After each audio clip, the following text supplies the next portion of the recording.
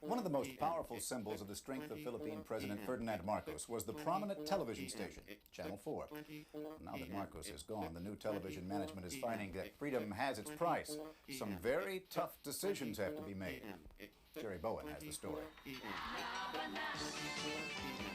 Virtually every hour is amateur hour these days on what used to be the Marcos government television network. You're on the new TV4, the People's Television. The old flagship Channel 4 has become the new TV4. You have a problem? Where even management problems get hashed out live and in color. The station is being run primarily by volunteers, and that's right. Yeah. Okay, yeah, why don't you try and get them organized and... It all began a week ago when rebels took the government station, pulled the plug on the man known as the television dictator, and put the man and woman on the street in the studio.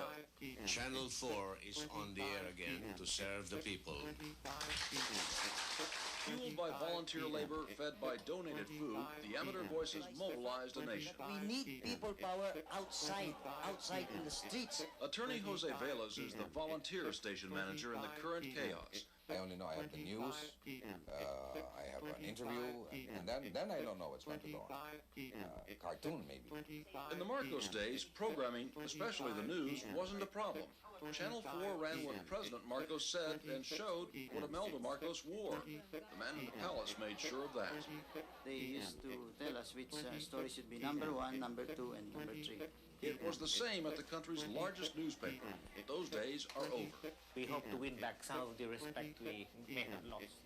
In newsrooms everywhere, journalists who spouted the Marcos line are suddenly nervous about their jobs. The former evening news anchorman on Channel 4 has gone into hiding. It's too early to know how much freedom of the press and the airwaves the Aquino regime will tolerate, but people are optimistic and thankful for the change. Thank you for making this wonderful television possible on Channel 4. One man who's especially thankful is Eugenio Lopez, who returned to Manila this weekend after 13 years of exile in the United States. Marcos confiscated Channel 4 from Lopez in the early 70s, and Lopez indicates he might want it back, which would be just fine with volunteer manager Velas, who after 2 days on the job is tired. Thank you. I wish for one thing I were not here. And for another thing, it's a good training for running a mental hospital, probably. But it's so much fun. Gary Bowen, CBS News, Manila. And that's the news this Sunday. I'm Forrest Sawyer, CBS News, New York. Good night.